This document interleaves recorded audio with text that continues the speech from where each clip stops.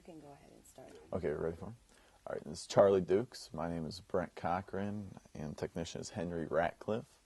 The date is February 7th, 2008. It's WILL AM FM TV, Studio X at Campbell Hall in Urbana, Illinois.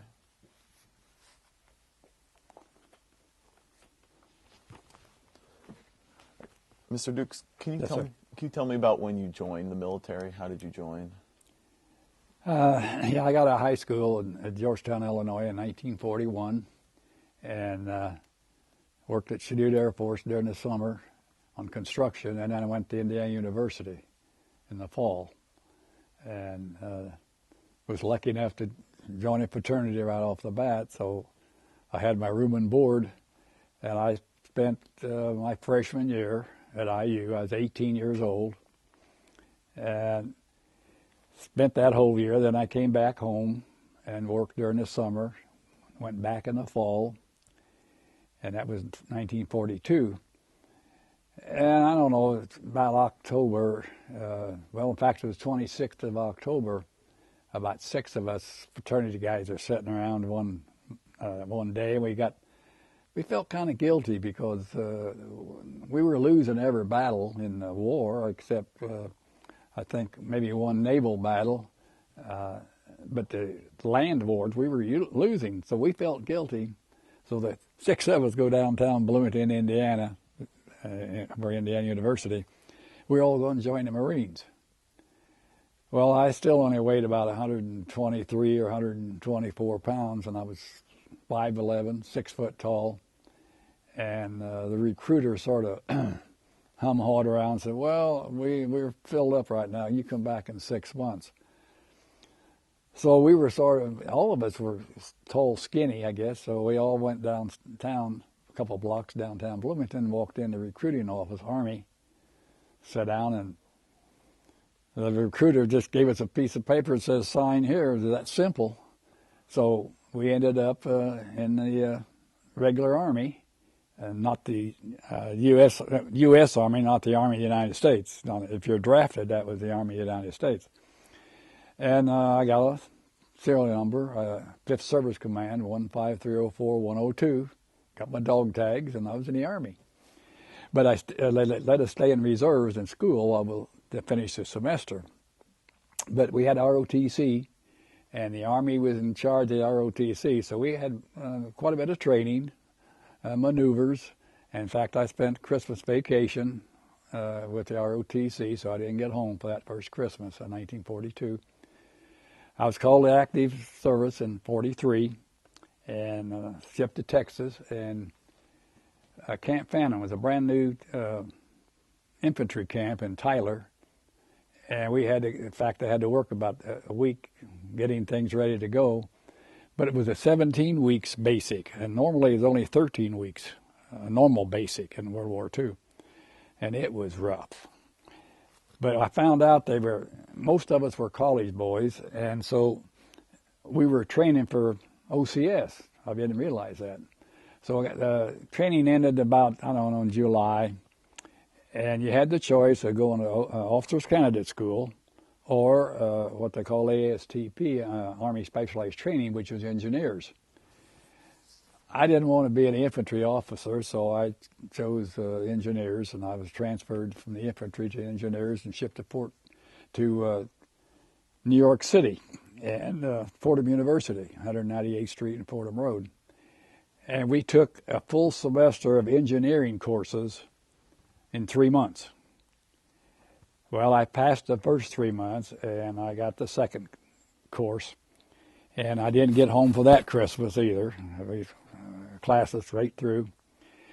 Well, in February and March, they were getting ready for the D-Day landings, and they were short of infantry soldiers, so all the schools were closed all at once. And typically Army, I went from Texas to New York. From New York, I was shipped to Fort Carson, Colorado. And I joined the Timberwolf Division. And I come to find out the commander was Terry Allen. He had the 1st Division North Africa assisting in Italy.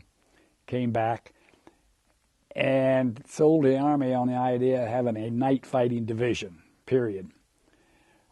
So when we all arrived at the camp, we were all standing out there in the open, and the general gets up on the stage and walks over and looks us over and says, "Oh, what have we got here? A bunch of college sillies. We're going to show you what the Army is really like." Turned around and left. He said, you're going to be refined to camp for 30 days, and we'll be training 7 days a week. So I went into barracks with my outfit, L Company. I was in the 2nd Squad, 2nd Platoon, 413th Infantry, and we trained. I mean, they were rough on us. And the thing was, we were 5,300 feet up in the air at rarefied air, so for the first 3 or 4 days, they really worked us. But I was with the company, and at the end of the 30 days, everybody came together, and we became a full company, 187 men, on maneuvers. And their basic wasn't any worse than what I'd already been through, so I was able to take it. Well, by this time, I was up to about 180 pounds, and in good, tough shape, thank God. So after D-Day, we were put on alert, got our POM requirements, and late July and August, we loaded our equipment on flat cars and headed east to Camp Kilmer, New Jersey. I was there about 6 or 7 days, got all my shots and all that sort of stuff. And one night, we sent out motor launches and boarded a ship out in New York Harbor. And my whole regiment was on that one ship. And we were at sea for 13 days in one big convoy. And we got into Europe and up the English Channel and at Cherbourg. But we couldn't go in and land on the beach because the harbor was full of sunken ships and it was a mess. So we anchored out in the channel and went over the side in cargo nets, full field equipment into LCIs, landing craft infantry. As soon as we hit shore, we went on a 49-mile forced march across the peninsula and bivouacked in a little town called Barneyville and trained down on the pillboxes down on the beach, or that below us. We were there about, probably less than a week. And we packed up on a Sunday night. In fact, it's kind of odd. They said, take your shoulder patches off, stick them in your pocket. I don't know why. We took a 35-mile forced march with full field equipment, and you get a 10-minute break every hour. And it was up and down the darn kind of the hills and valleys of the peninsula, so it was really rough going. We got there at daylight on the next day and boarded cattle cars, French cattle cars, and headed north. Well, we ended up outside of Brussels, Belgium, in a village called Malines. Pitched our tents, got them nosed around, and that first night, about 5 of us slipped out of camp and went into the edge of Brussels to a movie. And we walked in, and everything was blacked out, and we had our rifles with us and everything else, and we were sitting in the front row of the balcony. And the movie came on, and it was in English, but it was dubbed in foreign language underneath. So it was a comedy. It was called It's a Date with Deanna Durbin. Well, every joke, the 5 of us guys sitting up there laughing, and the rest of the people wouldn't laugh till it come across the bottom of the thing. So it was sort of odd, everybody looking at us. And we were the only outsiders in the whole darn theater. But that was one of the first night before I went into battle. And being trained as night fighters, of course, we jumped off the daytime. And not too much problem the first day, but the second day, we made a night attack to a village and run into what we call an MLR, a main line of resistance. And I mean, it was full of machine guns and mortars and everything else. And I had been designated as a lead scout, and another kid was second scout named Keeler. And we were walking down this blacktop road, pitch black, and we'd take turns. We'd go about maybe 10 or 12 yards, and then we'd kind of talk real light. He'd stop, and then we'd just leapfrog on each side of the road. No idea what was going on. And all of a sudden, a machine gun opens up. Well, as luck would have it, I lucked out, and Keeler got hit immediately. He hit the ground, and he was killed immediately. I crawled over to him, and the machine gun was sputtering around, so I went to the right-hand side in the ditch, and the ditch was just enough to cover my body. And we carried at that time a light pack all the time with a shelter half and a blanket, and everything I owned was on my back. And finally, a machine gun on my right flank was firing oblique fire across the road, and every so often they would put a few bullets into my pack. Well, I finally had to take it off and lay it on the road, and I laid there and dug into the ground. And about this time, my company made an attack up the road and on both sides. Well, they hit all this murderous fire, and they were just completely mowed down. My sergeant was killed. He was a Mohawk Indian. He was killed immediately. And they never did get to me. And so I was pinned down way ahead of them. They finally just backed off. We had 26 casualties in my company that first night. So I laid there all night. I couldn't crawl back. Every time I moved, the machine gun would open up. So I just laid there during the night, and I said a simple prayer. I said, if the good Lord will allow me to see the sunrise, I'll say good morning for the rest of my life. And that's what I've done. And that's where when I finally wrote a book 10 years ago, that's where the title comes from. And I say good morning 24 hours a day. It gets me in a little bit of trouble, and I never explain it to anybody. I'd say, well, that's just a habit I've got. Come daylight, to back up a second or two, when we got in the States, our division commander, who had the 1st Division in North Africa, assisting Italy, couldn't wait for us to join the American Army. Well, we found out they dropped the boys at Nijmegen and Arnhem, the 101st Airborne and the 1st British Unicorn Division, and they were being systematically annihilated.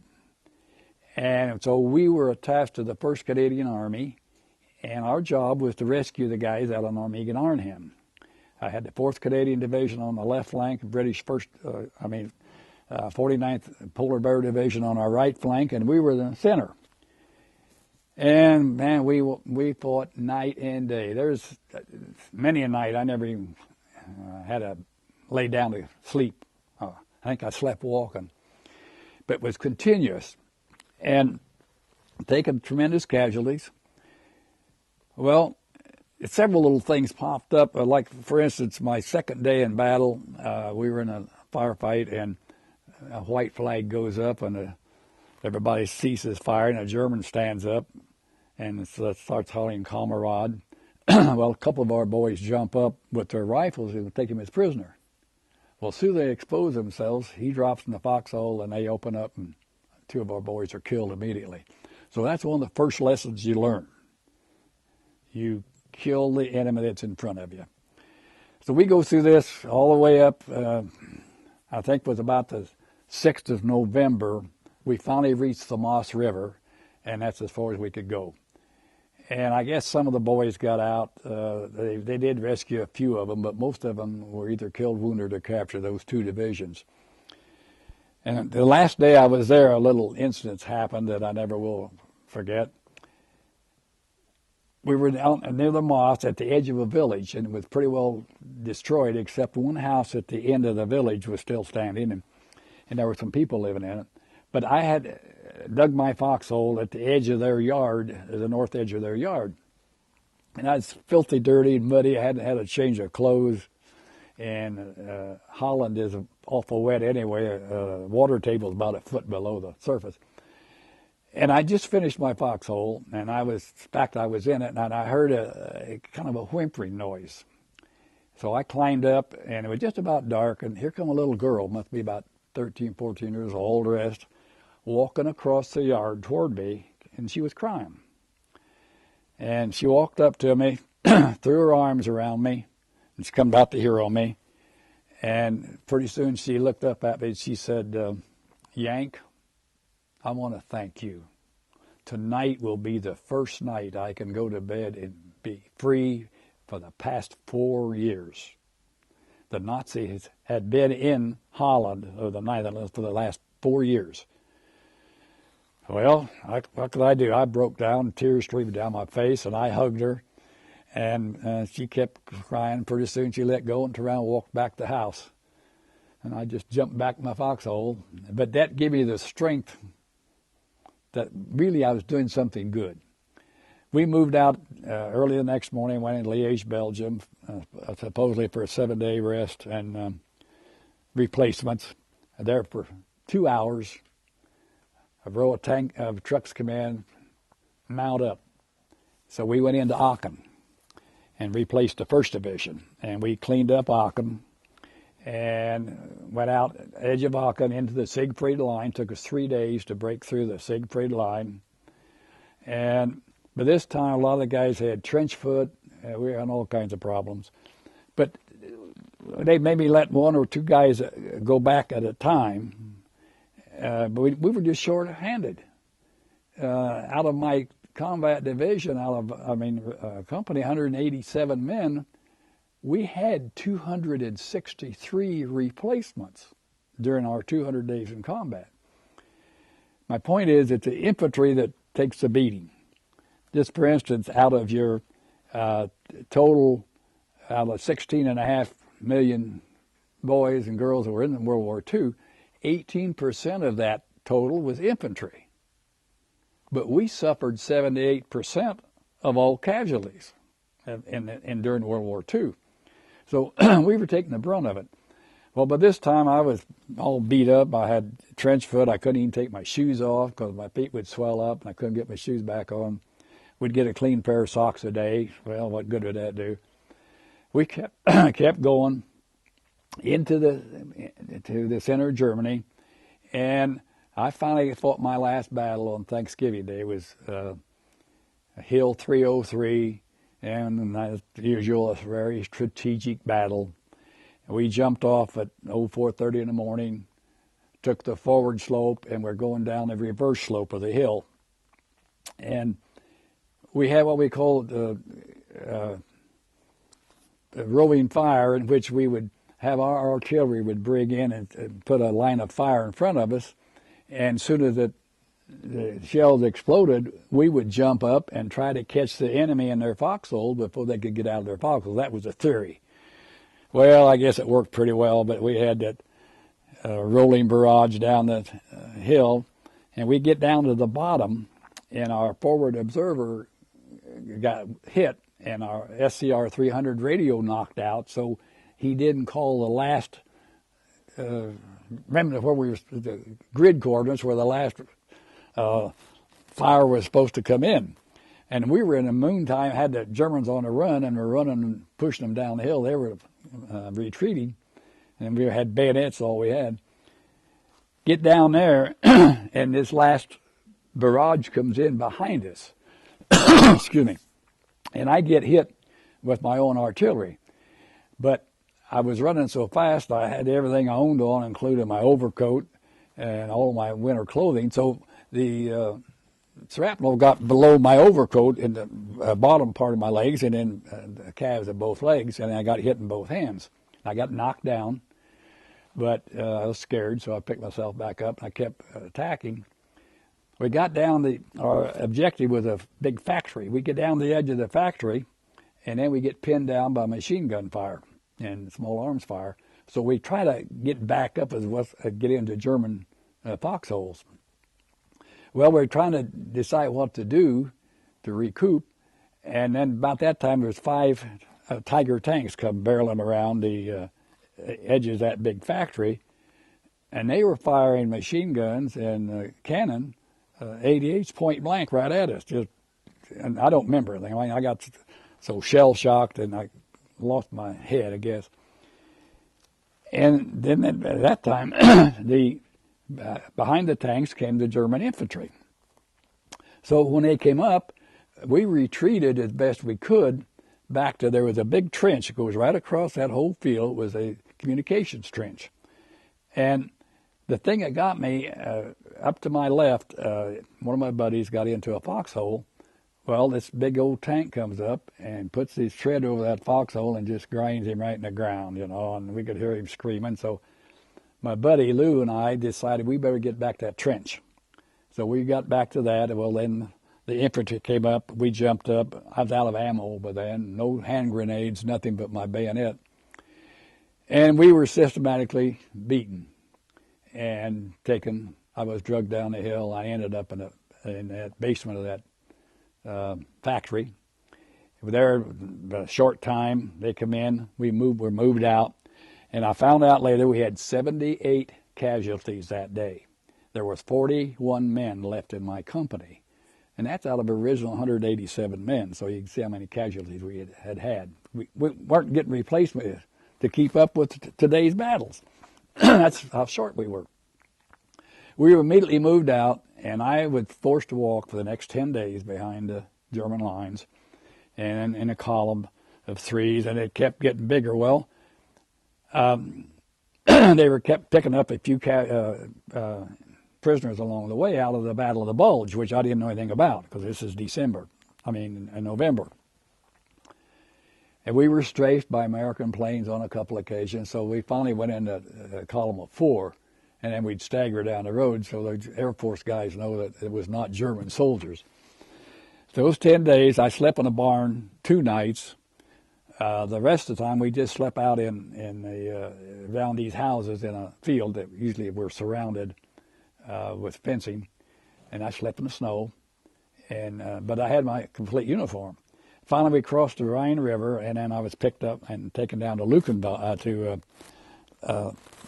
Limburg, which was Stalag 12A, and I finally got some help on my wounded legs.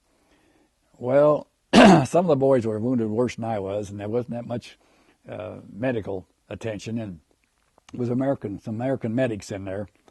So they laid me on the floor and sat on me and held my legs down while he picked out what shrapnel they could. I still had shrapnel in my legs. He picked out what he could, but I got such a wonderful body that everything healed over pretty well. I didn't have any infections. I don't know why, because I was muddy as the devil. I was in that hospital. As near as I can tell, I got there 10 days after the 23rd, and I was there till the 19th. And on the 19th, they called us out in the morning and into a room, said, we're going to give you a hot shower. Take off your uniform. So we took our uniforms off and in a neat little pile so we remember. But I kept my shoes on and my underclothes. Went into this room, had some spigots up there, but it was a little bit of cold water. Some of them didn't get wet. And then we were moved out into another room, and there was a big pile of clothing. They said, get dressed. So the clothing I had to wear, I had a pair of trousers that came about 6 inches above my ankles, a real thin blue overcoat that had a split up the side, a stocking cap and a scarf, and that was and a shirt, and that was it. And always they gave me a rope for a belt, and my pants came over, a little too big for me. It was stuff out of these concentration camps. Well, what I didn't realize, they wanted those uniforms. And I found out years later that my uniform was used in infiltration in the Aachen area by the Germans into my division. So I've always felt kind of bad, but nothing I could do about it. So we got out of there, we're loaded in boxcars. Well, we were in that boxcar going across southern Germany, and night and day, no food, no water, was never allowed out. And we were strafed several times by American planes. But usually they come in from the side, and we could get on the floor, and most of the bullets went over our heads. Nobody, as far as I know, well, a couple of guys I think got hit. Finally, one night, about 2,200 hours, we pulled into an area, and the doors were open. There was snow on the ground. And I remember jumping out of the boxcar into the siding, and I just went head over heels. And I realized then my feet were frozen. And I didn't know it because I tried to keep moving. But we were crammed so tight, about 70 men in the car, you couldn't even sit down. I stood up and slept standing up in a corner. And there was a little trouble once in a while, guys to try to fight, but they couldn't fight because they were crammed close together. They couldn't even hardly draw their arm back. But it was getting pretty rough. And we kept beating on the sides of the doors. All we had was a little window at the top of each end of the boxcar, and that was it. And no toilet facilities whatsoever. And I always remember one kid got so thirsty he tried to lick the frost off the hinge of the boxcar. Of course, his tongue stuck to the hinge, and before we got out of there, his tongue swelled up and he choked to death. And I can't remember. I always remember the sounds of that guy. I guess you'd say dying, choking to death. But we got out of there. It was about 2,200 hours, and I was forced back into the car, and we carried 12 dead off of my car. And the guys that died, we just stack them up. 'Cause a lot of the guys were still wounded. There's 12 dead on my car.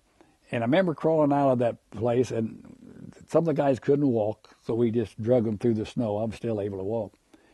And there was a edge of the woods, a big bonfire, and there's a lot of Kiwis, Aussies, Canadians, you name it, and British, and they had a fire and a big pot on there of hot tea. And we stood around that big fire, tried to get warm. Some of the guys just still laying on the ground. And we got a cup of hot tea and a small sandwich. That's the first food I'd had for the last 6 days. Well, I had a little bit of couple of pieces of bread in my pocket before I left the prison camp. Beautiful night, stars, moon out, and I didn't have any idea what day it was. And then pretty soon I heard a big fat German guard behind us started singing "Selig Nacht," which is Silent Night. Christmas was Christmas night.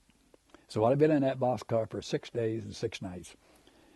And I was standing there, kind of touching myself. I was still alive, and I felt somebody touch my shoulder. I swear it did. I turned around. There was nothing there. But it just gave me the inspiration. I said, Dukes, you're going to survive this. I still had 5 months, but I didn't know that. But you're going to survive this. But they give me the inspiration.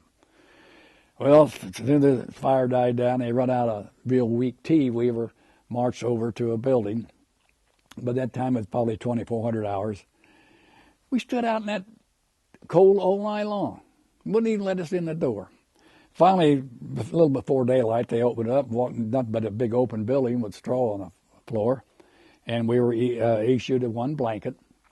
And so we kind of, at night, we slept huddled together, 3 guys, and always one in the middle to keep warm. Lucky Pierre, always in the middle.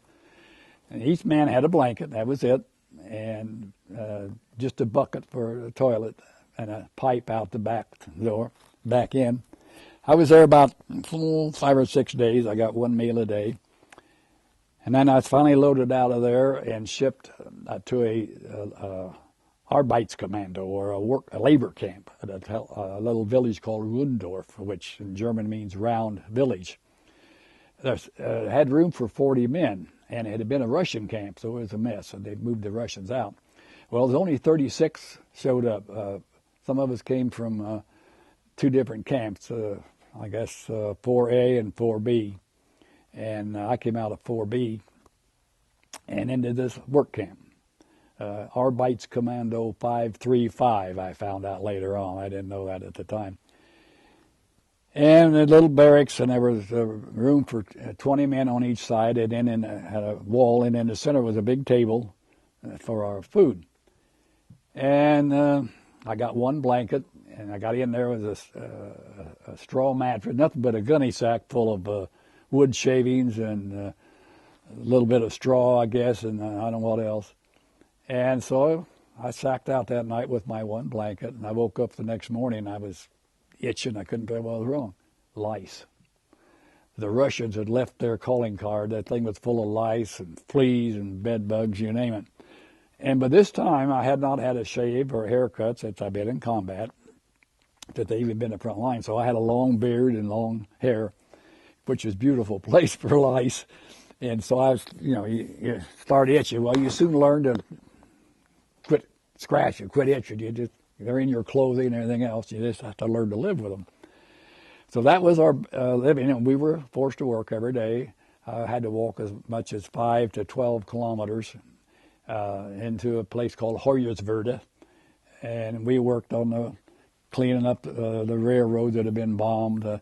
Worked in the garbage dump, and we used to try to salvage string and newspaper. When sometimes in the morning we'd try to wrap our body with a couple of layers of newspaper and tie it with string to keep the air off. One of the jobs I had was digging a trench at a school that had been closed down and was used as a, well, actually as a hospital for the Germans. So it was all German soldiers in there, wounded soldiers, and we were digging a trench to get water line and a sewer line to part of that building. And all we had was a darn spike with a hammer to dig through the frost to get down to the thing. Just stuff like this we had to do all the time. I did have 4 or 5 days working on a farm, threshing wheat. And that time I got a lunch that day. The Frau came out with a little red wagon and a big can of soup and some kuchen, which is white bread, because I lived off of, actually what I lived off of when I got home every day after I walking to work and walking back to the woods. We had what we call a schissel, which was just a bowl, a steel bowl, and we get a bowl of soup and about 4 boiled potatoes with the jackets on, and a big slice of German black bread, which I never liked black bread anyway, no white bread. And finally, after I'd been there maybe 30 or 45 days, the taste of the bread started changing. And we couldn't figure what was wrong. So in one of our trips into the little village, once a week we'd go in and get our allotment of bread, and about 3 guys would go in with this wagon. We had to go pick up the wheat at a little farm and then take it into the bakery and exchange it for so many loaves of bread. So that's one trip we went, and we got checking out, and one of the guys went behind there while we were talking to the baker, and we found out they were dumping sawdust into the mixture. It either tasted like pine or oak.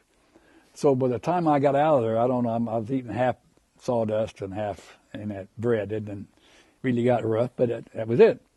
And we only got maybe one slice, and then everybody would have got so much soup until the seconds were just what was left. Everybody, equal amount.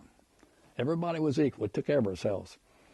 Well, this went on all spring, and a couple of jobs I had. I remember one of them spent a couple of days in the woods cutting 9-meter logs and to build tank traps with. Well, they brought in some Hitler Youth, so-and-so. They'd come in and they'd take off their shirts. And the way you could tell the SS, the regular SS would have 2 little lightning SS's on the inside of their arm. The Hitler Youth would have just one. After you got to be maybe first class or whatever it was. And those little devils come in there, and that's timber we were working in, stripped down the waist, and they'd put one of those on one end of the saw and us on the other end. And they just saw till we'd practically pass out from exhaustion, you know. And then we'd load up those logs on our shoulders to carry them out of the woods to the wagon, and they'd be on one side, and we'd be on the other, and we'd be walking out carrying these up, and they'd sing their German songs. Well, somewhere along that song, they'd all lift those logs over on us, you know, and we had to be prepared to, well, they'd crush us if we couldn't hang on to them, you know, and our neck was all scraped up. We had about 3 or 4 days of that. And then I worked on tank traps, building tank traps under bridges. And just manual labor. Carried on every day. In general, how did the German soldiers treat you? The German soldiers, the first ones, the first 3 or 4 weeks, we had some younger guys that were wounded and couldn't fight, or at least were on maybe leave. And they were stinking. Then later on, we got old men from World War II, old pops and old bones, and we call them. And the only problem, they had German police dogs. and on a leash. And sometimes we'd be out and they'd get, I don't know, something to do. They'd let that dog come up and chew on your pant legs. See, still got scars on the fronts of my legs where they got a little bit more through my pant leg, you know. And other than that, and then they carried black snake whips. I got whipped, I think, twice. One instance, we were digging a tank trap, which was illegal, and I was kind of leaning on my shovel against a big tree, and a real pretty little German girl, with civilians were working with us, kind of come around the corner and handed me a little sandwich and kuchen bread. And I looked at her, and I didn't have the heart, as hungry as I was, I didn't have the heart to take that sandwich. And I said 9, which means no. And she smiled, you know, boy, beautiful thing right there. And the next thing I knew, I was on my knees. And the guard had come up with that black snake whip and caught me right across the back to here, down here, and I went down immediately. But he just hit me once. Would it have been worse if you'd taken the sandwich? Probably would have. But I just looked that little girl in the eye, and she just, I don't know, I just wilted. I just didn't have the heart to take it. And then one other time, we were digging the tank trap or foxholes, and a rabbit come across there into this area, into his hole. So the other kid and I were digging this hole. We looked at each other. We moved and started digging the foxhole over where that rabbit was. And we dug him out, and we just tore him in half and stuff, guts and all inside of our jacket. But we only got 3 or 4 briquettes of coal for our little stoves, and that never kept us warm. But we tried to cook that thing that night, but it was mostly raw meat. But those are the kind of jobs. But those guys were nice to us. I mean, you know, they never. Only thing, in one occasion we were working with, had SS come in, and they were stinkers. And I had a kid that from the old Bloody Bucket Division, 28th Division, and he was a little shell-shocked. And we were working there, and he was kind of popping off to the guard, the German guard. So that officer come up, and when he was bent over, just booted him in the rear end into the trap we were digging. Well, I come over to help him out, and like a stoop, I made a couple of remarks about the Germans in English, which I should have known. He could speak better English than I could. I mean, the SS could. Well, the next thing I knew, I heard somebody yell, and I turned around, and he had grabbed the rifle off of one of the other guards and was coming at me, and stuck the bayonet on it, and was coming at me with a bayonet. And there I stood. Well, I've had enough. I could pair what we call pair bayonet when they come at you. Of course, they had the scabbard on then, and this one didn't. He come at me, and I backed away, and I knocked the bayonet away twice. And I figured, I've had it. Well, about this time, old Pops come running, hollering at the German and at me to rescue me, more or less, because we had two guards that day. And he had taken the rifle from the other one, old Bones, we called him. So I turned to look, and then the German straightened up and put a butt stroke in my jaw. That about tore my head off. Knocked out 4 teeth, broke them right off. I just had to spit them out. And almost unconscious. I laid in the snow there for a while before I could get myself up. I didn't have to work the next day, though. I got the next day off. But I went around about the next 3 weeks with a rag in my mouth, clamped down to keep the air out of the roots of my teeth. And they finally healed over. And I never thought much about it, but my local dentist had to take the roots out after I come home. I was still in the Army, but a year later. And so I got through that, and they finally took some bone fragments out of the bottom of my mouth at the VA several years later. Other than that, one other time, we had a boy by the name of Debord, and he was a French Creole out of New Orleans, could speak French. Well, the French could sign what they call a parole. They put them out on a farm, and they could go 50 kilometers. They had to pass, so they could really roam a little bit. So they had a setup where they were finding an escaped prisoner. They'd run him through their underground to the American Allied lines. So we worked on his farm for about 3 or 4 days, and so he got next to some of these French prisoners, and they set up a deal for him to escape. So we worked out a deal one night, about, I don't know, 20, well, the lights were out at about 2,000 hours, 1,900 hours. So we set up a deal. He had enough of a French uniform. We would steal clothing every chance we would get. Well, the Germans, they were smart. About every 3 weeks, we'd have a shakedown about 200 in the morning. They'd call us out, and we'd have our clothes and walk over to another building and hang our clothes on a peg. My peg was number 14, and I had to have my clothes on it. So some nights I couldn't sleep in my clothes, but most of the time that's what I lived in. Never did take them off, period. I never had them washed or anything. So we got a deal set up, and we staged a little fight out in front of the barracks between two guys, which brought old Bones, who was patrolling the perimeter that night, come around with his dog to watch the fight. Well, when he did that, we opened up the back window, and he went out and climbed over the fence. And of course, it had that barbed wire, and got down the other side and got away. Well, they caught him, I think, 3 days later, but nobody knew it. So the next morning, when we got out and have a count, every morning everybody counts down, we were 1 man short. So they rant and rave and carried on, and old Bones, they called him out because he was in bed, and told him what happened. He was going to get sentenced for letting a man escape.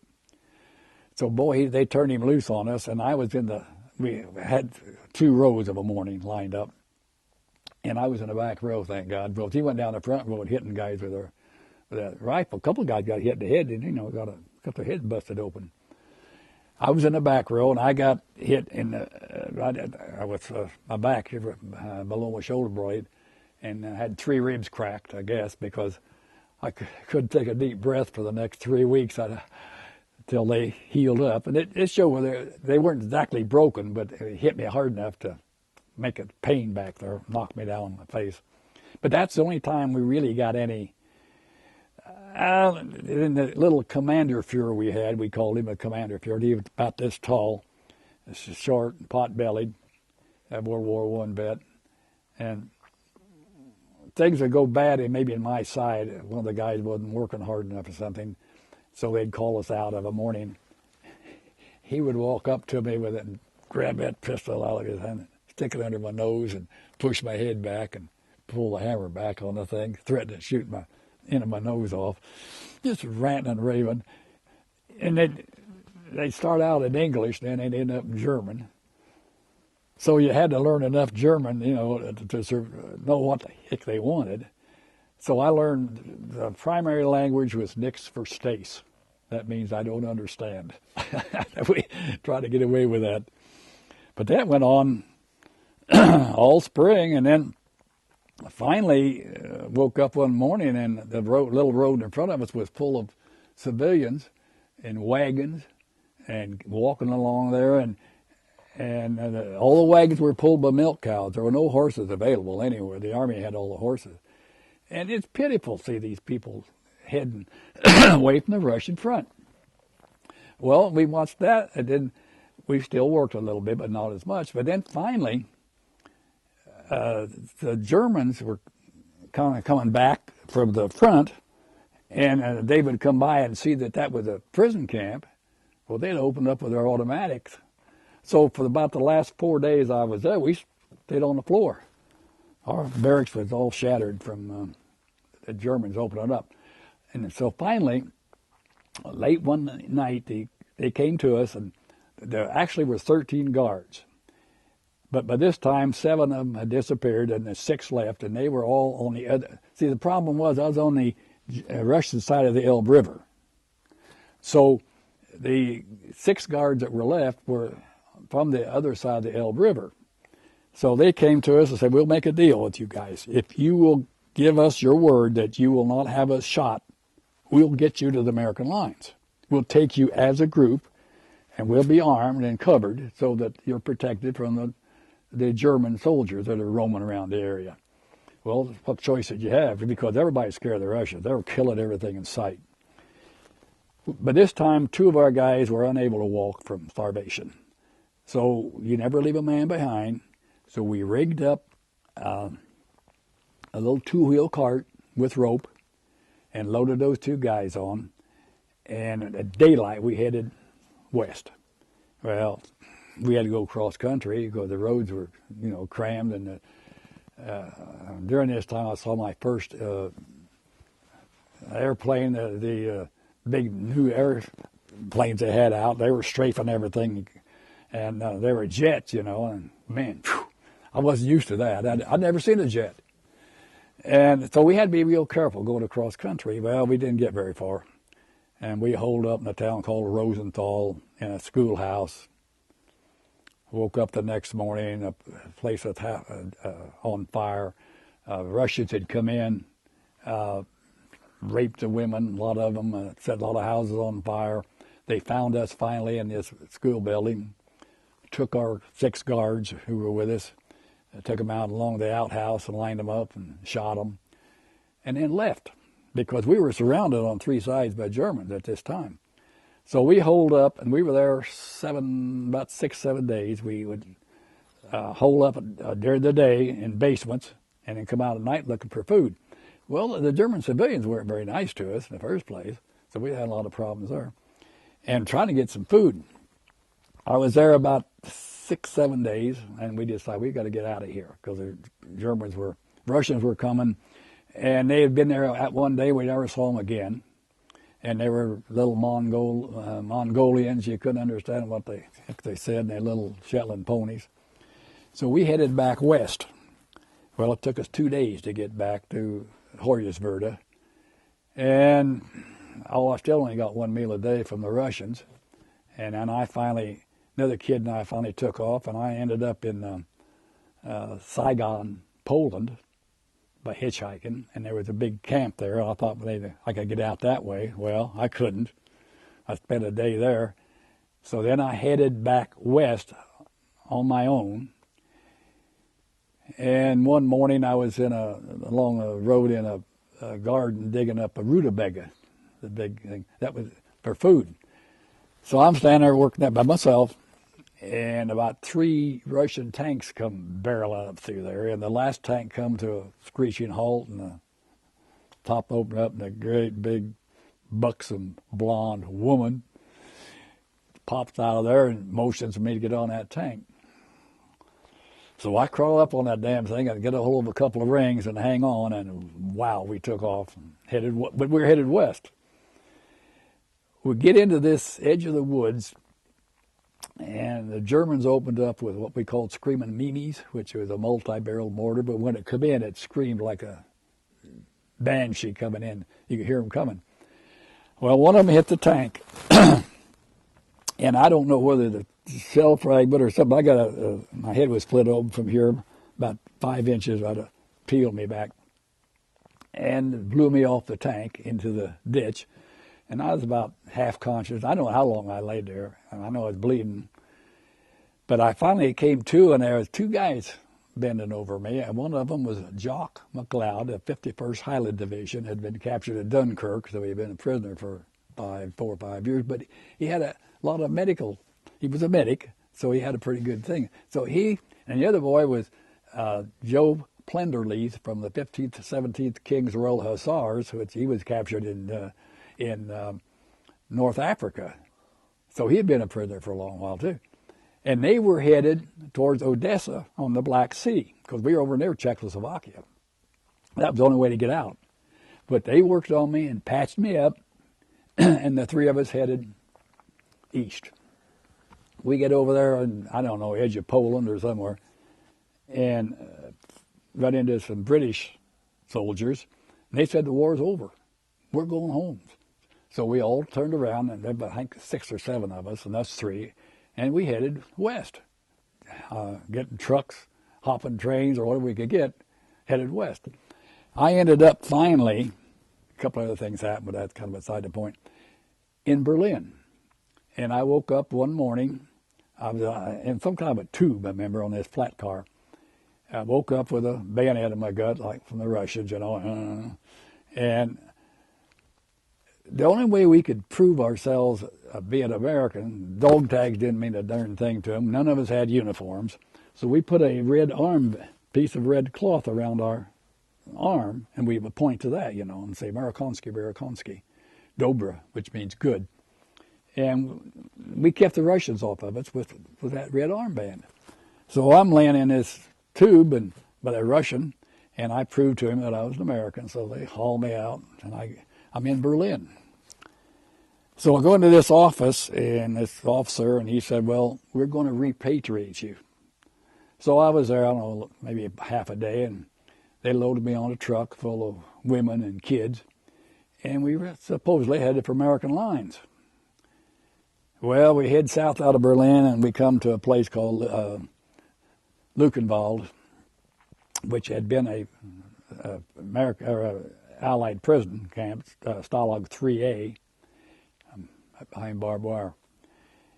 I'm there for about 6-7 days, and every night, a lot of Americans, all kinds of guys, or DPs, displaced persons, would head out at night, headed for the American lines. Well, by daylight, here they came back. The Russians would pick them up, patrolling along there, and load them on a truck and bring them back. Maybe once in a while a guy would make it, get to the river. So another kid and I decided we're going to have to get out of here, because I went to one edge of the camp real early evening, and they were loading up DPs, displaced persons, German soldiers into boxcars and heading for Siberia. Americans going too. Well, you know, we left about 20,000 Americans over there to the Russians. So we decided we were going to get out of it. I got knocked down by a Russian guard that evening too. He caught me, but I ran away from him. I don't know why he didn't shoot me in the back. He could have. So this kid and I, we stole a pair of wire cutters. We went to the very bottom 2 strands of barbed wire, and by this time it was electrified. The wire, you know, normally was, but the Russians, heck, they didn't care. They weren't even manning the guard towers. They were having too much fun with the German women. So just at dark, we cut a hole through that fence. Had 2 wire fences to go through. We crawled through that. We had to go across a minefield into the woods. Well, during the night, he and I got separated, and I was in a barn early the next morning trying to fill my pockets full of grain. And a farmer came out of the house, and I took off across the field. Got Russian patrol caught me, threw me in the truck, and I was back in prison again. So I stayed there that day and got my bowl of soup. Found that hole the next night, it just dark, and I went up by myself. Well, the night before, it was raining and everything else, so I lost my way. Tonight was a beautiful night, and I found that North Star from my Boy Scout training, and said, I'm heading west. So I traveled at night for 3 nights, and then I'd hike during the day. And the morning of the 4th day, I found come up over a big rise and looked down in the valley, and crammed with people. And there was a Bailey Bridge, and I was at Wittenberg, the edge of Wittenberg. And I get down in that crowd, and the way I look, my beard, and I was an awful looking thing. Everybody got out of the way, and I just made my way through the crowd. I don't know, hundreds of people there trying to get across the river. And the bridge, the big iron bridge to the left was all blown, and this was just a Bailey Bridge. And they were still exchanging man for man Russian prisoners for Allied prisoners. They about quit that. This is the only place they were doing it, I found out later on. So I got to the front of the bridge, and there were 3 American Air Force officers there. And I remember they gave me some crackers, and that's the first food I'd had for about the last 3 days. And I just sort of wilted. I stayed there all night. The next morning, a big truck come up, a Timberwolf truck, incidentally. I saw that big Timberwolf sign.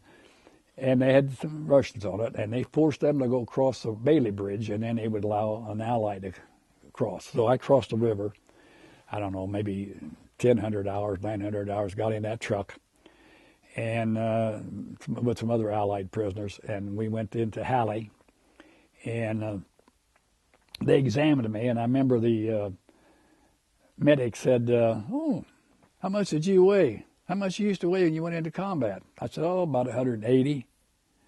He said, "You know what you weigh now?" And I said, "No, 109 pounds." That's the last words I remember. I just passed out, and I woke up the next day. I was in in Reims, France, in a hospital, laying in. They had a canopy. I was stripped naked, but they had a kind of a canopy over me in this bed because the lice and the mess I was in. I was filthy, dirty. My hands. I hadn't even washed my hands for days. But they had that canopy, I guess, and they were trying to get all the lice and things off of me. And I had 2 French nurses, and they shaved me with a regular razor, every hair on my body. I lay in that bed, and they shaved me, period, cut my hair. And then they put me in a big ornate bathtub full of nice warm water and scrubbed my hands, because I was, it's filthy. And I was there about 7 days, and there was a nurse by my bedside 24 hours a day. And then I finally got a uniform, and I went to Entretot, which was Camp Lucky Strike in the Har, France. And by the time I got there, I got across the river 20 days after the war was over, 27th of May. So everything was closed down as far as the POW is concerned. I was one of the last documented to come out of Russian control as far as they knew. So I get to camp, and they didn't have time for me. They had a setup where everybody went through a certain process, and they were interrogating me, and I finally got enough of it. He wouldn't listen to me. I said, "You don't believe me?" He says, "No, we've monitored those camps. You guys had Red Cross boxes, you got this, you had your clothes." I said, "I don't know what you're talking about, man. There was nothing like that in my camp. I never saw a Red Cross box. I got to write 1 letter a month, which my parents didn't get until the war was over. The first letter I wrote, they cut it up with a razor blade, cut out about half of what I said, and I got no mail. And for that 6 months I was in that camp, I had no idea what was going on in the world. We didn't know how the war was going on. We didn't know anything. There was no way for us to find out. So when I get to L'Entretot, he was giving me, I said, "Sir, you're calling me a liar." And I finally just stood up and saluted. I said, "I'm leaving." I just made a about face and left. I figured I'd be court-martialed for it. But I was there another day, and I kept going to the head man, bitching like mad. Finally, after about the 7th day I was in camp, I went in the morning. He said, "Got you taken care of, soldier." I said, "Oh, wonderful." I got, I don't know, $50 in cash and a pass to England. Delayed route, he called it. 7-day delay en route. Then I would catch a plane and fly home. He said, "I'm giving you a deal. You can have some fun." I said, "Okay." So I go to land in Bournemouth, South England, and go into London. And I didn't have too much money. It cost me 40 cents a night for a bed at the Red Cross Club. And the Red Cross didn't give you nothing. I mean, you had to pay for everything. Coffee or donuts, anything else, where the Salvation Army was free. And I roamed London, and I made some friends with some of my Canadian buddies. The 4th Division was over at Aldershot, so I would spend a little time with them. And finally, I'd go down to Covert Gardens and dance. That was a big place where My Fair Lady was formed as a big dance hall. The last night I was there, I passed out, which I was having problems with my stomach. I had a head wound, and I was losing it. Woke up, and the next morning I was in the hospital, and there's a nurse beside my bed, and I said, "Oh, what day is it?" She told me. "And what time is it?" I said, "Oh, I was supposed to be at, I think, some Air Force, some air base at 0700 that morning." And then she said, "Well, you're AWOL, aren't you?" And she left the room. I got up and my uniform was hanging over my bed, and I put my uniform on and went out the window. And I roamed London. I've seen everything there is to see. I mean, like Madame Tussauds waxwork and the Tower of London, and I've been out in the area, boondocks. I went up a central part of the country. But what I do, I get on a train, and I learned how to sneak by without paying. I'd watch the conductor when he'd come along collecting, I'd move, and then I'd come back. And so that's the way I lived. And then I finally got picked up, and I was court-martialed and charged 42 days AWOL, sent to guardhouse in Litchfield, England, spent 8 days in the guardhouse. And then when did you? Well, then they called me out and said, we have reviewed your case. We considered you battle fatigue, and we rescinding your sentence, but we're shipping you home immediately under guard. Okay. And they put a chains on me, put a guard on me, and I went down to Bury, South Wales, and then I shipped out on a little old 7,000 tonner. Wow. Got home to Boston. Wow. We're all out of tape now. I'm sorry. So we're all out of tape. So I figured you were. Now you've been talking about when you had missed your flight out of England, and you were roaming around England, and you got AWOL. Would you like to start back there? All right. Well, I actually got picked up a couple times in stings because you couldn't go to, if you went to Red Cross Club, you couldn't go to about 1 or 1:30 because they would run bed checks, the MPs would. So I was run out of money. I was either the Boston Club or the Columbia Club or 2 of the Red Cross clubs that I kind of get a bed at night. So I learned another quick thing, to make friends with the night clerk, the girl, and butter her up a little bit. So at night she would pick out a bed that was out of commission. And she would name the bed number, the floor number, and what room number. And so I would go about 1 o'clock or 1:30 and check either one of these 2 places, and they'd have a little card out there that said Timberwolf and give these numbers so I'd know where to find a bed. So that worked for a while. Other times I slept out in St. James Park or Hyde Park or any place I could, or an abandoned building. And one little incident happened. I roamed around most of what they call the East End of London. That was kind of the poor section. And one day I was walking down the street, and I come to this one little tea room, you might say, where I've stopped a couple times for a cup of tea, just to kind of, it didn't cost me that much. Sometimes this little gal would give it to me for nothing because I was in uniform. And being American, the British would do anything for the Americans. So they were queued up in front of the door. People were. So I walked up and I asked this people, I said, what's going on? They said, well, the Queen Mother, Queen of England, is coming for tea at a certain time. Oh, fine. So they let me get in their line. I was about 10 or 12 from the door on this slant facing this way. And we stood around and talked. Pretty soon this team of horses with his carriage coming down the road, ornate. And Queen Mother gets out of the carriage, walks up at the door, and she gets up across from me, and she stops and looks over, walks over to me, sticks her hand out, and she says, Yank, I want to welcome you to England. You have saved my country. I want to thank you very much. I'm standing there. What am I supposed to do? I didn't know whether to get on my knees or bow or curtsy. All I could say, well, thank you, ma'am. Thank you very much. She turned around and walked into the tea room. But I was kind of interesting. Then I've watched the changing of the guard at the palace, and I kept busy, but it was rough.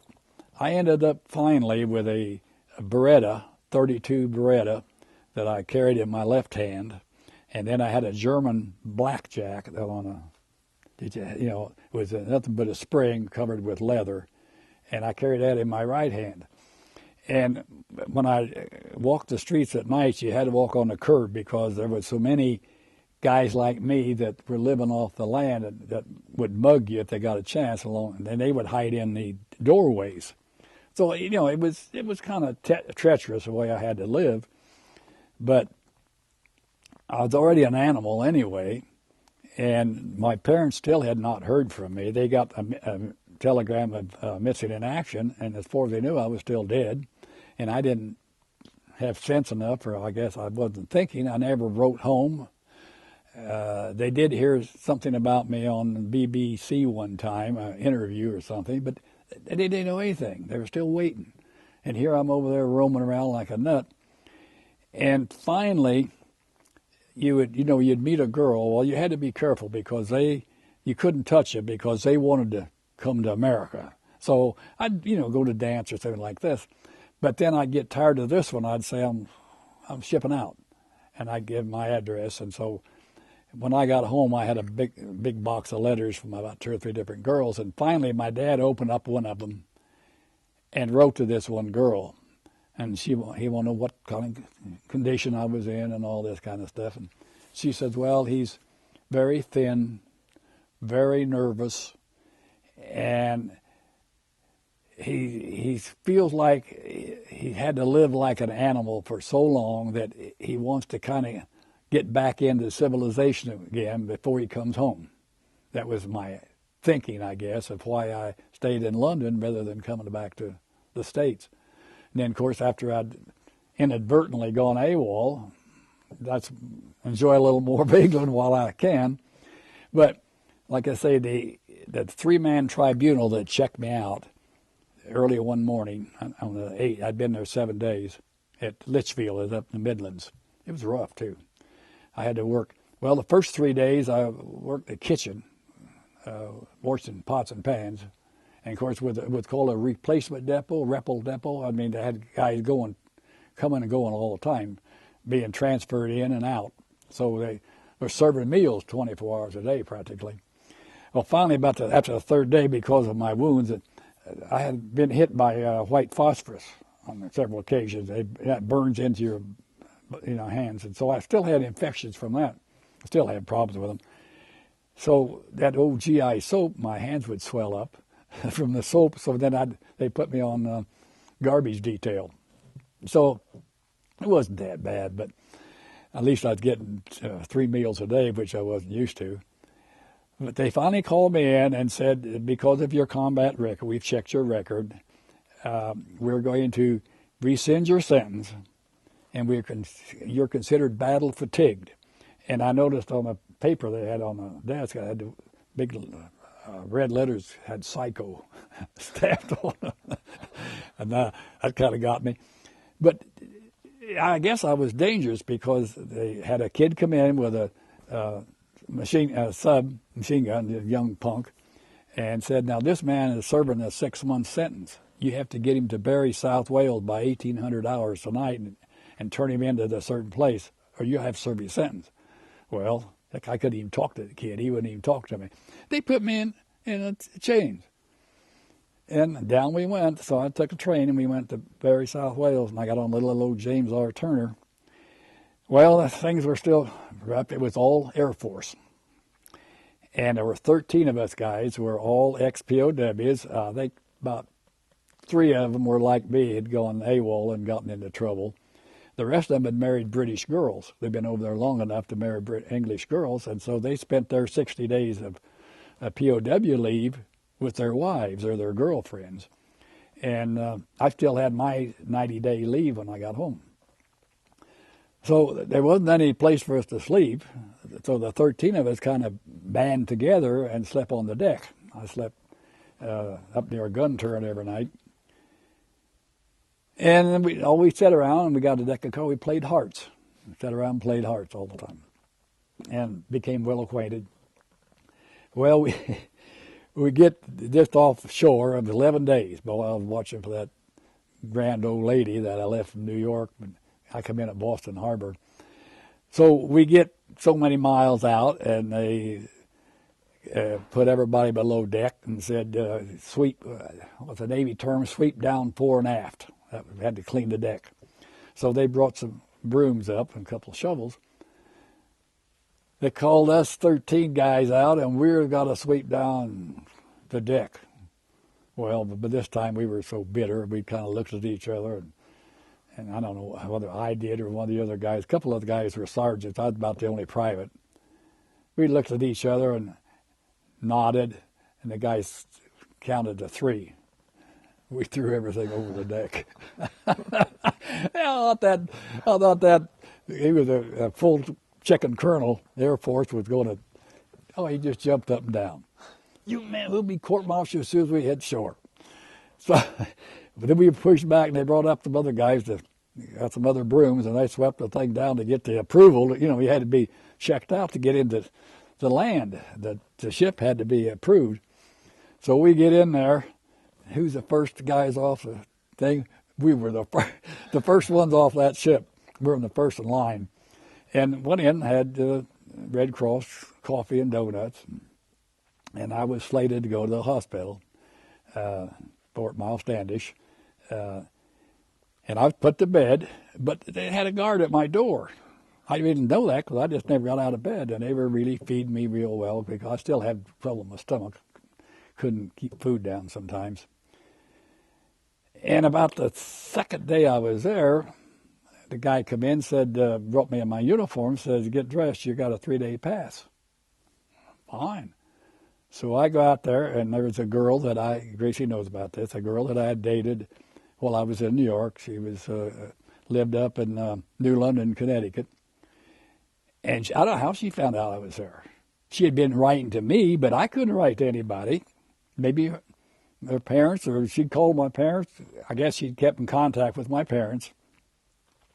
And, when you're in the service, you always made as many friends as you could with girls because they were the ones that wrote to you. And mail was the most important thing in the Army, especially overseas. And we did have mail call about every day. And I got mail, but I never had a chance to write to anybody. But anyway, she had gotten me a 3-day pass. And we went up to her house, and she had 3 brothers, all 3 in the service. And I didn't stay at her house or anything like that. I had a little room at a little motel there, and her family paid for that. And all we did was just roam around and talk. But I remember the main thing I remember, I was dying for a butterscotch sundae. So I get one, but I had about 4 bites of it, all I could eat. I've never forgotten I had to throw away the rest of that butterscotch sundae. I was a waste. But I came back, and I was still in the hospital. And finally, I guess they were going to discharge me. I came back to Chicago, and then I took a train down to Danville, and I had 90 days of leave. And I just sort of roamed around, and I was having problems with my stomach, nerves. And I was supposed to go back to San Luis Obispo, where my combat division was stationed, and they were getting ready to go, of course, to Japan. Well, by this time the war was over, and I think it was the 15th of September when I got home. So I was to report to Fort Sam Houston, and sometime in November. Well, I was having typical problems, and got into trouble a couple of times with liquor like most GIs did. And, of course, I couldn't take it because my stomach wouldn't. About 3 or 4 drinks, and I was done, and my metabolism was bad. I shouldn't even been doing it. I got into a fight once and got myself in trouble because I used my judo, and I almost killed him with my bare hands. And he was in the hospital about 3 days, and he survived, thank God, or I'd have been up the river. So my local doctor said, you got to quit your alcohol. And I did. But I get back to Fort Sam Houston, and I go through the hospital. They check me out. And I was having problems, prostate problems. And it was from the liquor and the poor water they said that I had survived on such poor water overseas. And I'd been having trouble with pain, but I didn't know what it was. And they found out what it was, so then I was put in the hospital, and I was given penicillin for a week, and that cleared that up. Well, then it came time for my discharge, and at that time, you had to have so many points to be discharged. And I've never had any use for the Air Force because I tried to join it, and I couldn't get in because I was too tall back then. So the Air Force guys were pouring in, and they all had more points than I did. So I go through the line for about 3 or 4 days, and there was a, a good officer there. He was nice about it. I said, well, you got to come back tomorrow. Finally, I got enough of that, so that's one time I went through, I said, sir, I haven't been home for 3 years for Christmas. I said, last Christmas I spent in a God-blessed boxcar. I'm going to be home this Christmas one way or another. I'm either going to get discharged, furlough, or I'm going AWOL. So he's looking at my records, and the next day I came by, and he had my records. And he was looking at me, he says, well, I see you've already pulled that AWOL trick. You're not going to try that again, are you? And I said, well, I'm going to get out of here. And he said, well, just calm down. I got you set up. So he had already got it set up for me to go and give me my ruptured duct. And so I got discharged right there, thank God, and he's the one that helped me out. But I was in the hospital most the whole time I was there, and I was there almost a month. And then I got out the 15th of December, and I got, I think, $75 for train fare. And I came up to St. Louis into Danville. And that's 15th of September. And then I went back to school, but I couldn't go back to school until January of 1946. And then another thing happened. I went back and I signed up for 15 or 17 hours. I go through the line, and this girl standing there, I don't find you on the record. You sure you signed up? I said, well, yes, ma'am. Quite a while ago, because I made a couple trips down to IU and visit. She said, well, you go to the other desk over there. So I walk over there, and this girl gets my records out, and she kind of got red in the face. And I said, what's the problem, girl? She said, well, the Army says that you are psychologically unfit to take a full course. You can only take 9 hours. So the first semester, I think for the first year, I only took 9 hours of classes. So it gave me a chance to, in the fraternity. And so I was only there, after 3 weeks, they had a special election. And I was elected president of the fraternity right off the bat. And, I don't know why, because most of the guys there, a lot of them were GIs like me, but most all of them were either non-coms or officers. I was about the only private of the bunch, but so I was president up until the term ended. The guy that was president was called into the service, so that's why all of a sudden. And then I got involved with campus stuff, but I couldn't get attached to anybody. I mean, if a girl got too close, I was gone until I met her. And we knew each other about 21 days, and we decided to get married. That was it. So, and I came home, but I just, you're messed up and don't realize it. And there was no way to help us. Now, of course, we got what they call PTSD, and I can get some support out of but I don't need it. Now she's my support. She's put up with me all through this thing. And then, of course, the book is what cleared everything up. Has that been a big help for you, telling your story? Yes. I didn't realize that. I was asked at the local school, and I spoke at just one class in high school, and then, I don't know, other teachers picked up on it, and I've been doing that for about 25 years now, and I've just got involved in certain schools, and when they come up to World War II, they just automatically call me in. But it's sort of slacked off. It began to bother me, and I know it, with my nerves, and I'm sorry to say the kids today aren't quite as interested as they used to be. Used to be, gosh, I mean, they'd hang around after class and ask questions, and I'd get letters. I got a box full of letters from the kids that the schools that I've talked to. But their attitude has changed, and so I've just sort of backed off. I've been to some churches or something like that, but my idea is to get the story out. And just a little sideline, the VA found a guy, he's been in a hospital for a while, but they just realized he was a POW. No record of anything, no medals, no nothing. So they got together, and got all of his paperwork for DD 214. Got all of his medals and his POW thing. And then they called me and asked me if I would do the honor of pinning a medal on him. So we had a ceremony yesterday at 2 o'clock at the VA. Quite a few people there. And they had family from Texas and Chicago and all over. The whole family turned out because he's, well, pretty well gone and senile. So they come up and talk to me. They want to know if I could give him anything because he's never talked about it. The girls had never heard a word. So I said, well, she said, did you anything in writing anywhere we can get? I said, well, I wrote a book. And, oh, that's wonderful. Then I thought, well, I'll give the family a book. What the heck? So I went out and got a book, brought it in, and I was showing them stuff, and I signed it and everything. So we're getting ready to leave, and boy, the family started coming to me.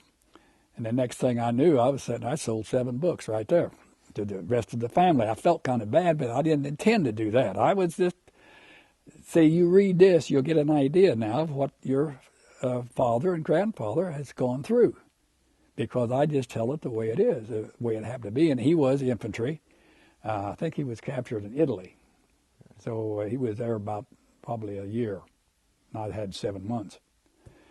But my idea was just to give him an idea. I never didn't intend to sell books, but I was there till about a half hour.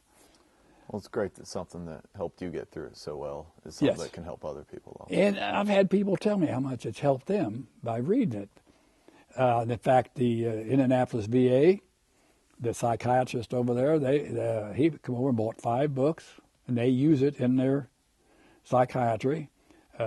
Evansville does. 2 or 3 VAs use it, and the kids to learn things from it and what you can do if you have to. It's that simple. Would you like to say the title of the book? Good Morning, but the Nightmares Never End. That was my theory, and I had terrible nightmares while I was writing it because I started in January, and I wrote all year, and we finally finished up about November.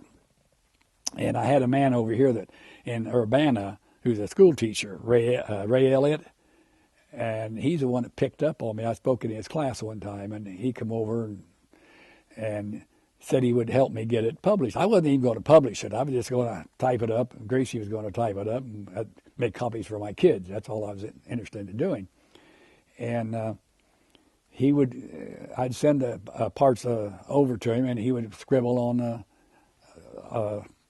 sides of what I should do, expound on this and expand little things like the Ave Maria story, where before we went into combat, about 5 of us guys were roaming around on a Sunday morning and come up on a little village in France. And on the left-hand side was a kind of a dilapidated building, but there's people standing in front of it and people going in. And we come up with our rifles across our shoulder. And the guy came up to us and said, would you boys like to come in? We got a church service. Would you want to come in for a couple of minutes?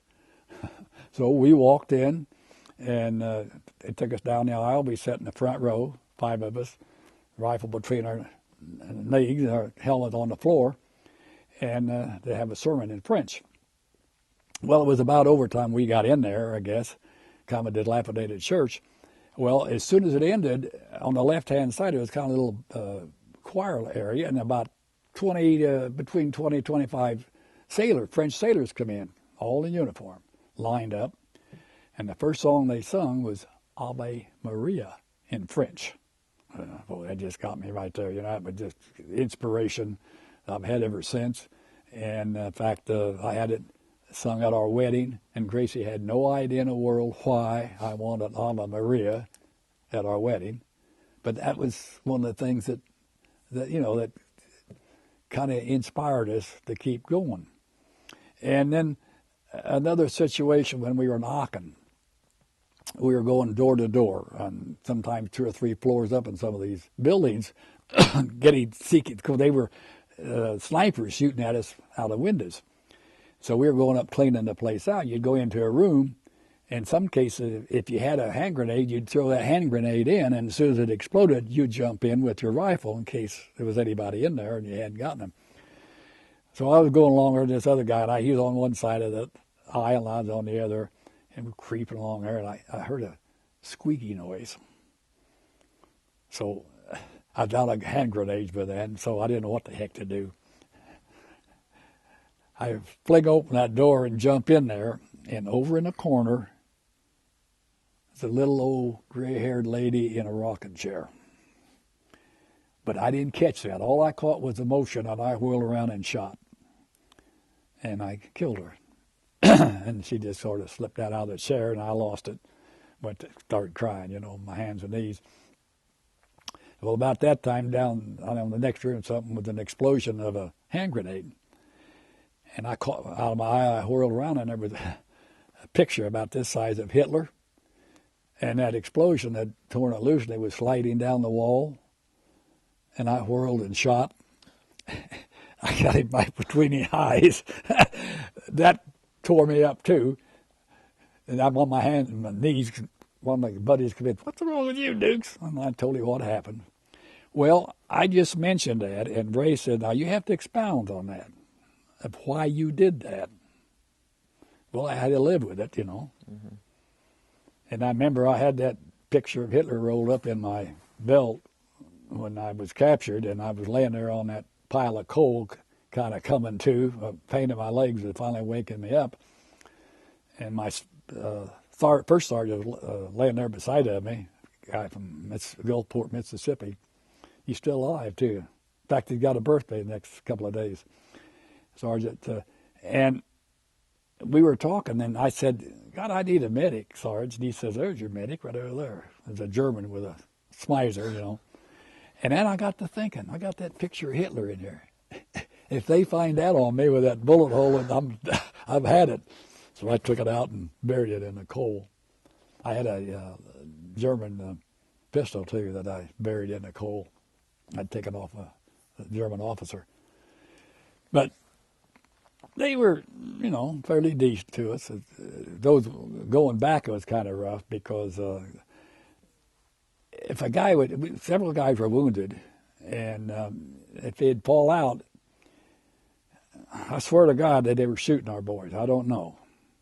We'd hear a shot, and we figured they just, didn't have time to take care of them anymore. And one of my buddies, a kid by the name of Bedell from Cincinnati, he had a piece of shrapnel right in his neck, right near his spine, and he had to walk like this the whole time. And I did my best to help him. We'd help each other.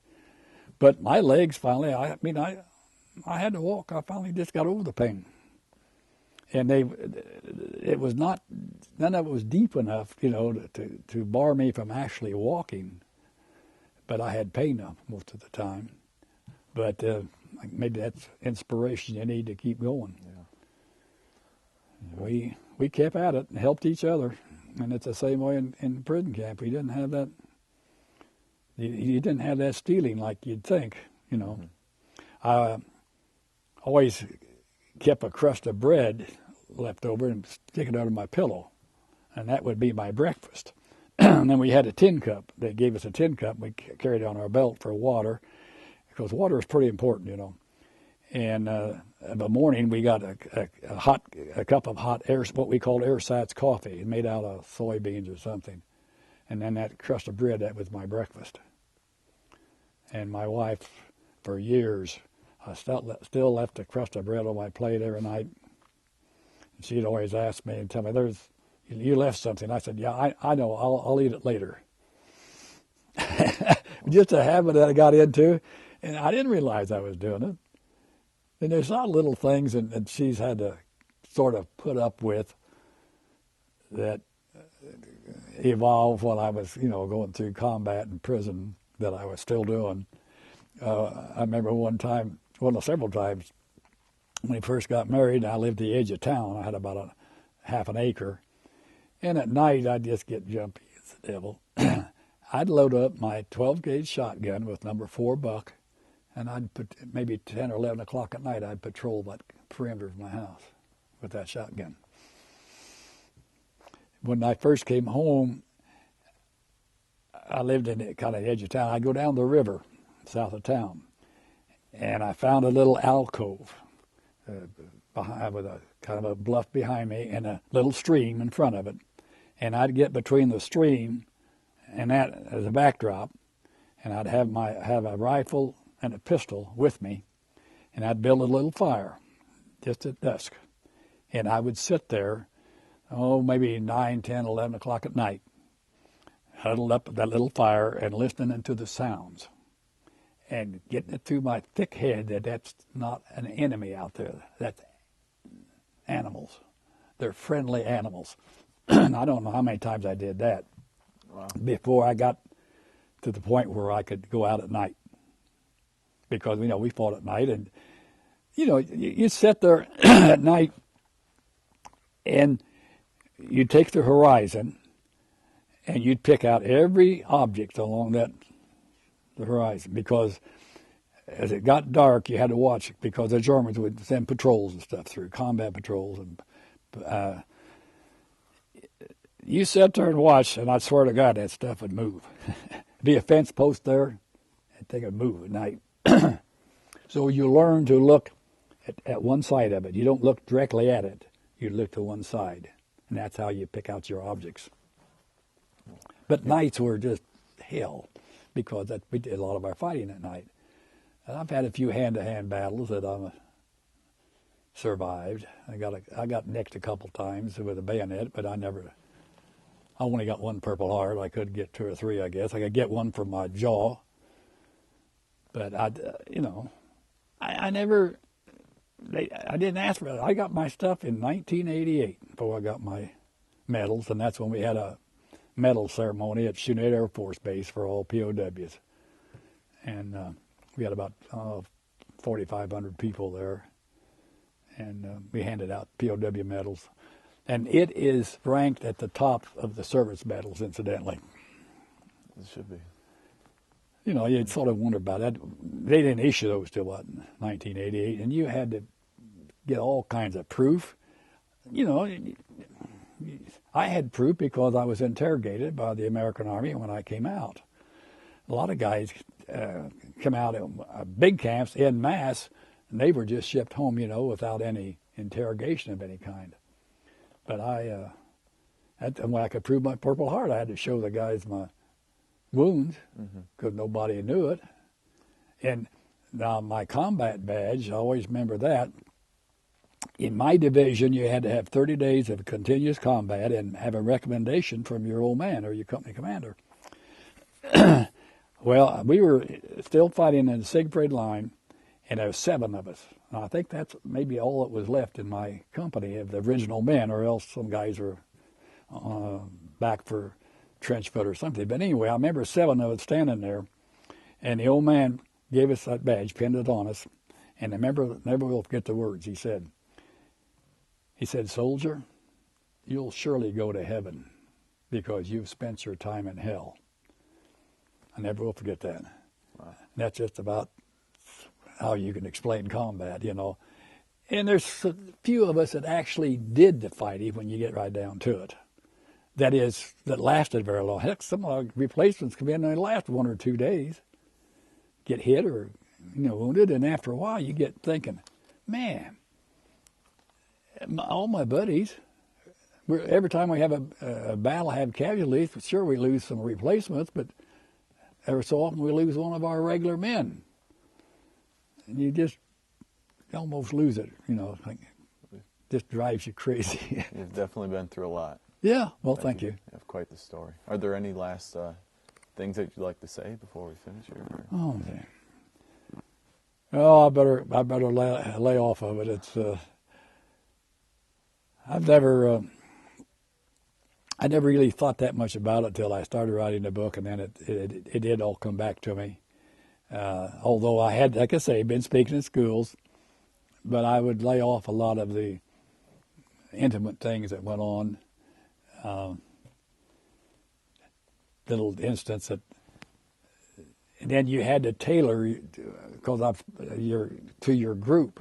I've spoken to kindergarten kids, and so, and then I've talked to the senior citizens. Some of them sat there and talk while you're talking and so forth. So I've tried to adjust it that way. And then, of course, when I got the book, I got it all out, which I didn't get into the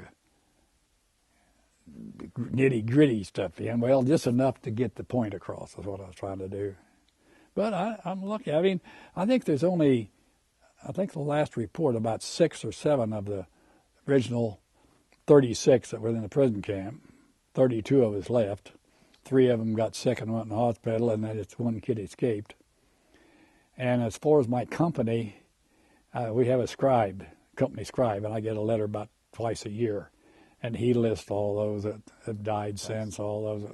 He's got a list of all the casualties. Of the 70, that's how I found out there were 78 men casualties in my last battle. I had no idea because I'd lost complete track of them. And I think I've only been to 1 reunion or 2 reunions of my combat division. They have one every year. There was nobody there that I knew. Mm-hmm. 1 or 2 guys, and so I quit going to that. And I've spent my time with the POW National and the local. I've been state commander and then I work with that. And I'm a member of the Legion and the VFW and the Purple Heart and a member of all the organizations. Mm-hmm. And we have to stick together. But other than that, I don't push it that much. Yeah. I'm glad there are all those support groups out there. Well, hell, I was the only one in town. And when I came back, they looked at me kind of funny. And there are some guys that I guess are ashamed that they were captured. But you get in a situation where you're wounded. I was having trouble walking, but I learned to walk. You got a gun on your back, you'll walk. And I was out of ammo. One other little quick thing. The one guy that my buddy Lou Banduska tells me, he was a Kansas wheat farmer, he said you were knocked down. A guy come up behind you and hit you in the head with a rifle butt and knocked you on your face when I was kind of, I guess, sparring with somebody in front of me. I don't remember exactly. But I do remember talking to this one young German soldier, and we were staggering down a hill over the edge of this building, and he kind of called me to the side. I couldn't understand what was going on, and he said in perfect English, he says, "I'm an American." He says, "I was born and raised in Antietam, New York." I never will forget that. Now, I looked that up in a little village in upstate New York, and I think that helped save my neck. And then I think they were looking for Timberwolf uniforms. See, they had this Battle of the Bulge was planned. That happened just a month after less than a month after I was captured. They started that the 15th of December. And they infiltrated, and I've got some stories from my combat division history where they infiltrated my outfit and set up roadblocks and misdirected, and mm-hmm. So you think that they had been ordered to take as many prisoners of war as I possible? I think they were. They were smart. They knew what they were doing. I mean, because I don't know exactly how many did survive as POWs. I think that scribe may have it listed somewhere. But I did know that they did not retake the hill until the next day. There wasn't enough men to take it. And then K Company was on our left, and they come in and helped. Because the right flank was the coal pit, and I've since learned that was the largest man-made hole in the world with that big pit. So some of the guys were wounded, probably died on the battlefield before we could get to them. Mm-hmm. We were just so short-handed and that we couldn't get back up there, and it was, like I say, it's supposedly a very strategic hill, Hill 303, I remember that. And it had to be taken. Well, that's, hell, we heard that story. You have to take that. Mm-hmm. And I've since learned that my division commander was the kind of guy that kept the Germans off guard all the time. Continue pushing, push, which I think one of the things that helped win the war. Today, what we do, I'm sorry, you've been over there, like Vietnam, they'd take a village and then pull back. You don't do that. You take that ground and you hold it. You got to kill the enemy and you got to capture the ground. That's if you're going to be in a war. Absolutely. And I think that's what saved a lot of us guys that were wounded. Most of our wounded got picked up by our own people. And medics, we've had medics go behind German lines and help our own medics. Back then, we had one occasion where we found one of our boys with a bullet hole right below his Red Cross. A sniper had got him. So from then on, we never did take any snipers as prisoners. They automatically got, the old man say, you got 5 minutes to get that man back to the CP, and I want you back here in 5 minutes. Mm-hmm. That's dirty to think about, but that's some of the things that happened. Well, thank you very much for... Any other questions? None from me. Thank you for coming and sharing this with us today. Well, I appreciate Very you giving me the story. opportunity. I just hope that what I've been through will help other people. And it has. I know. I've had people tell me that it has. And that pays me for, anything that I've done. I don't brag about what happened. I just lucky to survive. But we made it. I think there were only 136,000 Americans taken captive. And we took 135,000 Germans just at Tobruk alone in North Africa. Mm-hmm. So the guys didn't give up, and about 90,000 of those were Air Force that were shot down and had no way to get out. Corregidor was 10,000. Battle of the Bulge was about 20,000. And the rest were just guys like me picked up. I think out of my whole company, there's only 40 or 50 ever taken.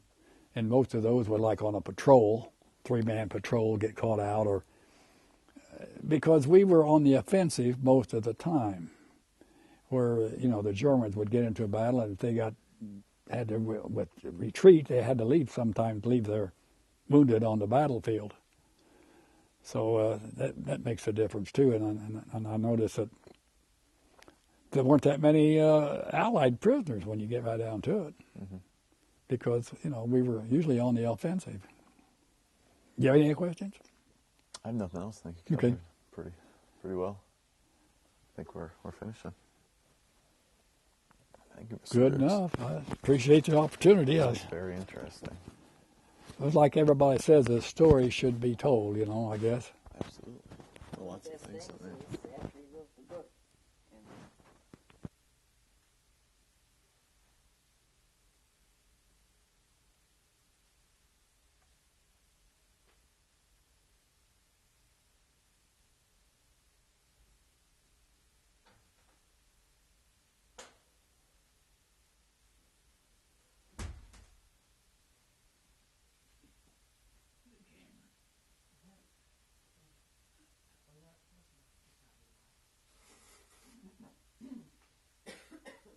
Ceiling, yeah, those are lights. Yeah.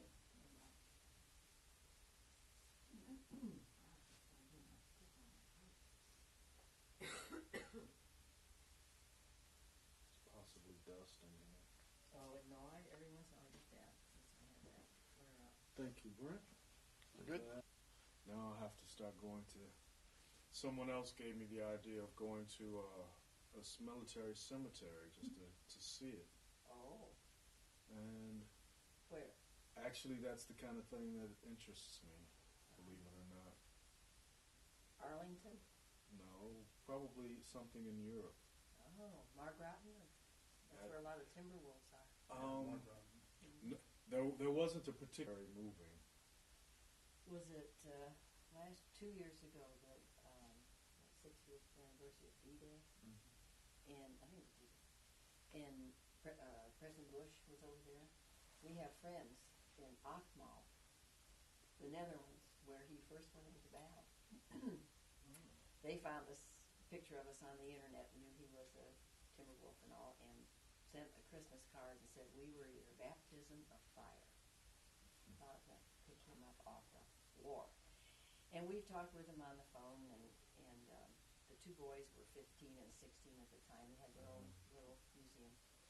And I may have seen their website